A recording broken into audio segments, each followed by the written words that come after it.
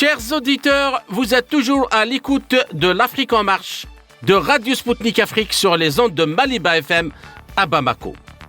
Pour clore cette nouvelle édition de l'Afrique en marche, j'ai le plaisir de recevoir depuis Paris l'analyste géopolitique français Bertrand Scholler.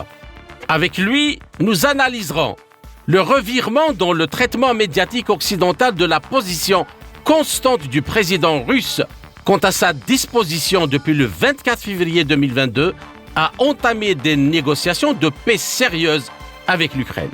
Pour rappel, lors du sommet virtuel du G20 le 22 novembre, Vladimir Poutine a déclaré que la Russie n'avait jamais refusé les négociations de paix avec l'Ukraine. Écoutons l'intervention du président russe. Да, конечно, военные действия – это всегда трагédie. Bien sûr, les actions militaires sont toujours une tragédie pour de vraies personnes, de vraies familles et le pays dans son ensemble. Et bien sûr, nous devons réfléchir à la manière de mettre un terme à cette tragédie. Par ailleurs, la Russie n'a jamais refusé les négociations de paix avec l'Ukraine. Ce n'est pas la Russie, mais l'Ukraine qui a annoncé publiquement qu'elle se retirait du processus de négociation. De plus, un décret a été signé par le chef de l'État interdisant de tels pourparlers avec la Russie. Bertrand Scholler, bonjour et merci d'avoir accepté de nous accorder ce petit entretien. Bonjour Kamal. Alors, le président russe a déclaré que la Russie n'avait jamais refusé les négociations de paix avec l'Ukraine. Et rappelons qu'alors qu'il n'avait jamais cessé de le répéter dans toutes ses interventions internationales, ce n'est que cette fois-ci qu'il est cité par presque tous les médias occidentaux et de plus, si auparavant les journalistes et les experts occidentaux voyaient dans les propos de président Poutine un signe de faiblesse de la Russie ou une manœuvre sournoise pour échapper à la nécessité justement de mettre fin à la guerre, aujourd'hui ces médias l'ont cité presque sans le moindre commentaire. Alors, ma question, qu'en pensez-vous qu'est cette réaction des médias occidentaux? Par quoi nous pouvons l'expliquer et son timing? Et ceci aurait-il un lien avec la situation à Gaza? Alors, est-ce qu'il y a un lien avec la situation à Gaza? Pour commencer par la fin de la question, c'est tout à fait possible. Il y a beaucoup de gens qui disent, en tout cas du point de vue américain, que la possibilité d'accompagner, entre guillemets, à la fois l'Ukraine et Israël dans leur combat réciproque est compliqué et n'est pas souhaitable. Alors, est-ce que c'est exact? Est-ce que c'est une manière, entre guillemets, de donner l'impression à la Russie que l'Ukraine va être abandonnée et qu'une paix va enfin être possible? Puisque je rappelle que dès mars, un protocole d'accord et des annexes avaient déjà été signés et tout a été complètement annulé avec l'épisode fameux de Boutcha, dont on attend toujours les résultats d'enquête, et qui avait permis de faire passer la Russie comme un État abominable avec beaucoup de bouchers, etc. Alors qu'en fait, tout ce qu'avait fait l'armée russe depuis le début, c'était de presque se sacrifier elle-même pour éviter d'avoir trop de victimes civiles. Parce que je rappelle qu'en 18 mois de guerre en Ukraine, il y a eu moins de victimes civiles, mais vraiment très nettement moins qu'en moins d'un mois d'Israël sur Gaza. Donc, ce qui montre bien la modération avec laquelle la Russie a mené son opération spéciale et mène son opération spéciale, c'est-à-dire avec beaucoup de retenue et sans du tout la volonté de conquérir, comme ça l'avait été, ni l'Ukraine, ni le reste de l'Europe. C'est ni l'intérêt, ni l'envie de la Russie. Je pense que la Russie a un pays tellement grand déjà qu'il n'est pas à la recherche de surface supplémentaire. Mais en revanche, des peuples comme ceux du Donbass, qui sont bombardés depuis 2014, que les habitants n'ont plus de retraite, plus rien comme financement, c'est normal à un moment de s'en préoccuper. Donc le lien, il est là en fait, c'est d'essayer de recentrer l'attention du monde vers le Proche-Orient ou un peu vers l'Ukraine, parce qu'il y a toujours des épisodes, et moi je me méfie à chaque fois qu'on dit qu'il va y avoir la paix. J'ai l'impression que ce ne sera pas le cas. Mais ce qui est sûr, c'est que Vladimir Poutine, Xi Jinping, qui ont parlé par vidéoconférence, sont des gens qui veulent absolument la paix, en fait. Et Vladimir Poutine n'est pas allé au G20 à cause du mandat d'arrêt de la CPI. Donc, si vous voulez, tout ça montre qu'en réalité, personne n'écoute véritablement la Russie, à part pour essayer de la critiquer. Là, vous dites que dans les médias, ils ont juste repris les propos. Moi, c'est pas véritablement les propos que j'ai lus. J'ai plus entendu les propos de Vladimir Poutine pour dire que le monde ne pouvait pas abandonner Gaza au sort qui est en train d'être celui de la population. Mais justement, mais il y a aussi Bertrand Schroeder. Est-ce que justement cette concentration sur Gaza, ce n'est pas une question de lâchage de l'Ukraine, une façon de la faire oublier? Et voilà, et dire que comme certainement ils ont perdu la guerre, tout le monde le dit.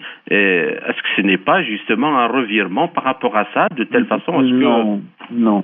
Moi, je pense. Alors, d'une part, je pense, et c'est très anecdotique, mais pas tant que ça. On verra dans les jours ou les semaines qui viennent. Zelensky s'est mis à annoncer un peu dans tous les médias qu'il avait réussi avec ses services à déjouer 5 tentatives d'assassinat contre lui depuis le début de l'opération spéciale, en disant que c'était des tentatives d'assassinat des Russes. Alors qu'on s'approche d'un lâchage de Zelensky et qu'on lui ait fait dire ça sans qu'il se rende compte qu'en fait il préparait son assassinat par ses amis, mais qui accuserait en fausse flag la Russie, c'est tout à fait possible. Que le front, entre guillemets, en Ukraine se stabilise et qu'il y ait une espèce de marchandage, pourquoi pas, mais ça n'aboutira pas, et je vais vous dire pourquoi ça n'aboutira pas, parce qu'en ce moment, et vous avez bien vu avec les visites en Arménie, les visites au Kazakhstan, en Ouzbékistan de Macron et d'autres, on sent bien qu'il y a la volonté d'ouvrir de nouveaux fronts. Donc cette fois, la Russie est très vigilante. Immédiatement après la visite de Macron au Kazakhstan, Vladimir Poutine y est allé pour affirmer que le Kazakhstan, c'était pas un partenaire stratégique, c'était le partenaire stratégique et qu'il était hors de question qu'il sorte d'une zone d'amitié, en fait. Et c'était une manière de dire, on anticipera cette fois-ci s'il y a des changements d'élection ou de stratégie dans le pays. Donc, on voit que partout, entre guillemets, les États-Unis et leurs partenaires veulent déstabiliser la Russie. Donc, si un front se calme sur l'Ukraine, c'est pratiquement une mauvaise nouvelle parce que d'autres fronts vont se créer, et peut-être même conjointement. Il y a toujours la Géorgie, il y a énormément de choses qui peuvent se passer. Les Balkans aussi. Les Balkans, exactement, avec ce qui se passe au Kosovo. Et puis, il y a toujours cette envie d'Israël et des États-Unis d'en découdre avec l'Iran. Et l'Iran qui est également un partenaire stratégique de la Russie et de la Chine. Donc, on voit qu'il y a une espèce de poudrière. Et dans cette poudrière, entre guillemets, peut-être qu'ils veulent que les choses se calment pour l'Ukraine. De toute façon, l'Ukraine, d'après un général allemand, a déjà perdu au moins 400 000 et ça, c'est des chiffres de l'armée allemande, 400 000 soldats. D'accord. Donc, s'ils ont perdu 400 000 soldats, c'est au moins 1,2 million à 1,5 million de blessés. Vous imaginez l'hécatombe en Ukraine. Ils n'ont plus personne à mettre en face. On voit les réunions de recrutement de soldats et il n'y a que des hommes qui ont plus de 60 ans. D'accord. Bien. Alors, la seconde question, comment jugez-vous dans ce cas le rôle des médias mainstream dans le conflit ukrainien en général et dans quelle mesure influence-t-il, par exemple, la décision concernant l'aide à l'Ukraine? Prenons le cas de la France où j'habite. Donc, l'idée, le message, ça a été, OK, à cause des sanctions, à cause de l'aide à l'Ukraine, on va devoir se serrer la ceinture. Donc, on a dit l'hiver dernier aux gens, vous allez prendre des douches plus fraîches, vous allez mettre votre chauffage plus bas, et OK, on a un peu d'inflation, mais c'est acceptable parce qu'on est en train de sauver l'humanité de ces horribles Russes qui ont envie de mettre leur dictature partout dans le monde. Et on voit que ça, c'est la musique historique des médias. Sauf qu'après 1 an et demi, non seulement, contrairement aux promesses qui avaient été faites par les hommes politiques, la Russie ne s'est pas effondrée, l'économie russe ne s'est pas effondrée. En revanche, l'inflation qui devait être temporaire, les problèmes énergétiques qui devaient être temporaires, tout ça s'est considérablement aggravé. L'Europe, elle a perdu 2 points de PIB depuis le début de l'opération spéciale russe. Vous imaginez, 2 points de PIB, c'est considérable, alors que les Américains, qui nous ont poussés à agir comme ça, renforcé leur PIB. Oui. Et évidemment, on voit que la Russie, elle aussi, se redresse, parce que la Russie, qui naturellement avait envie de travailler avec l'Europe, puisque la Russie, elle est quand même principalement tournée vers l'Europe, a compris qu'il fallait qu'elle se tourne vers d'autres régions du monde. Donc l'Europe s'est mise dans une situation catastrophique. Les médias, parfois, le disent un peu anecdotiquement dans une émission très tard le soir pour dire, vous voyez, on l'a dit, mais en réalité, ils continuent la petite musique qui est l'Europe agit bien, les États-Unis agissent bien, et la Russie a faux surtout, et voilà. Donc il y a permanence cette manière d'essayer de nuire à la construction ou la reconstruction de relations normales entre l'Europe et la Russie.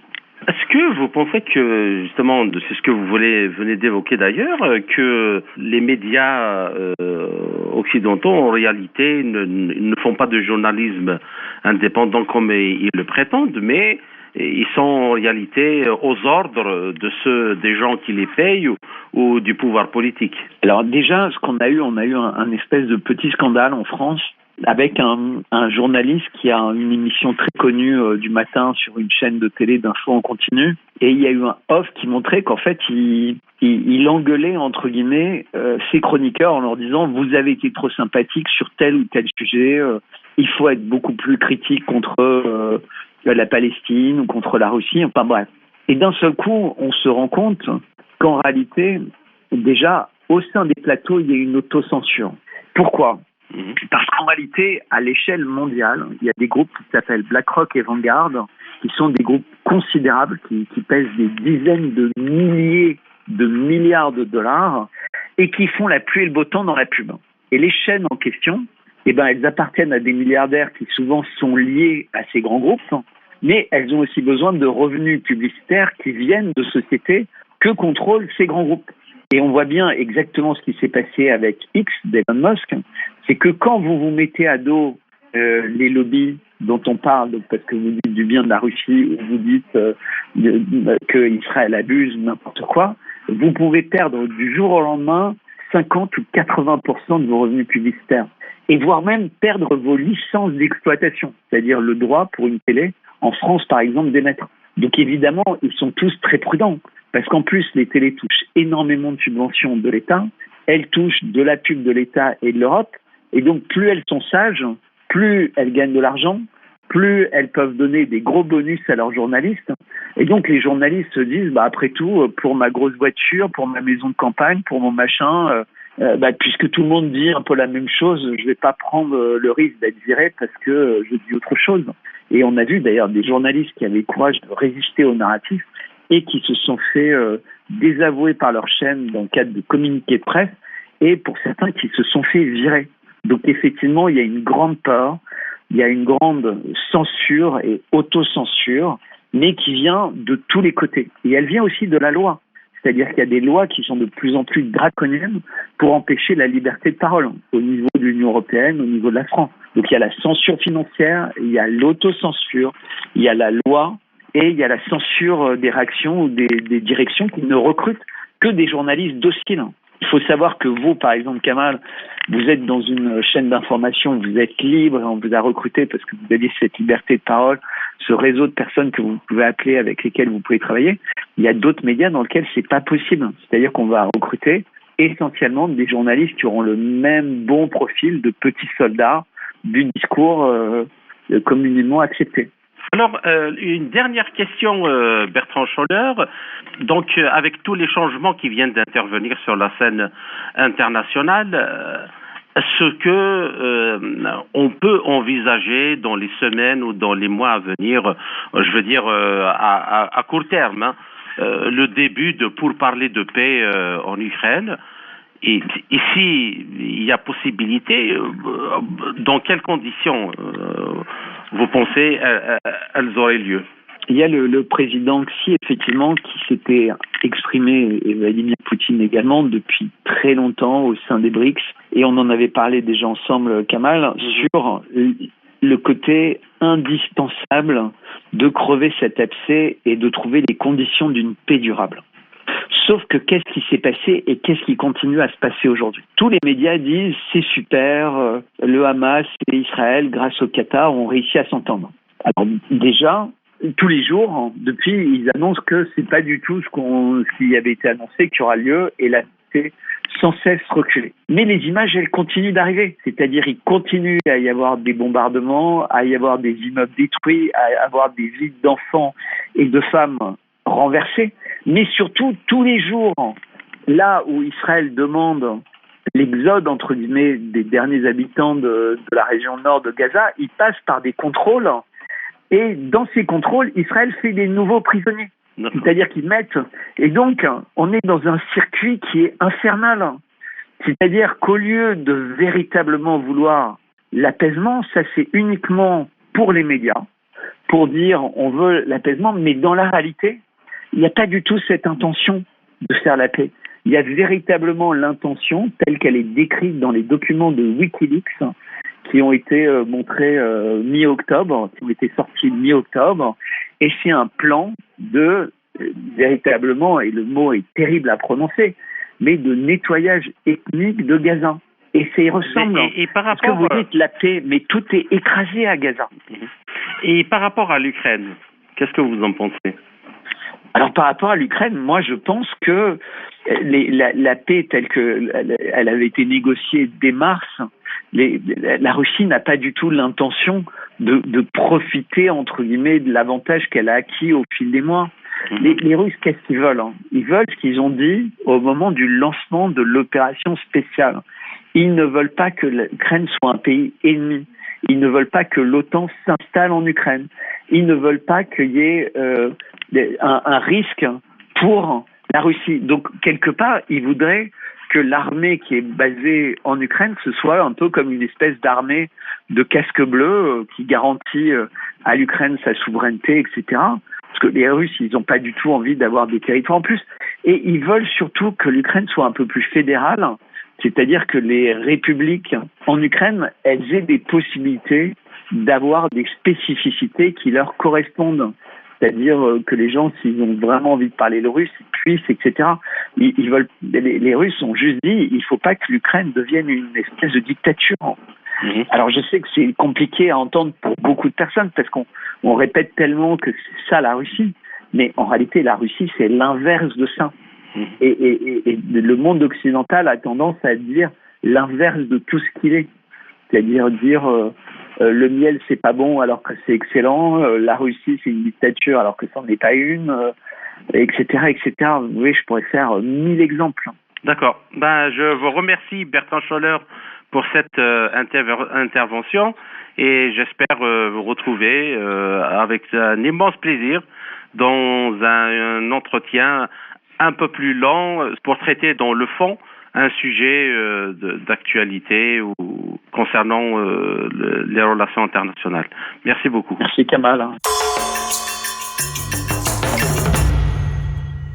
C'était l'analyste géopolitique français Bertrand Scholler. Il s'est exprimé sur les causes de l'absence dans les médias occidentaux d'interprétation ou de lecture négative des déclarations de Vladimir Poutine au sommet virtuel du G20 quant à la disposition constante de la Russie à entamer des négociations de paix avec l'Ukraine.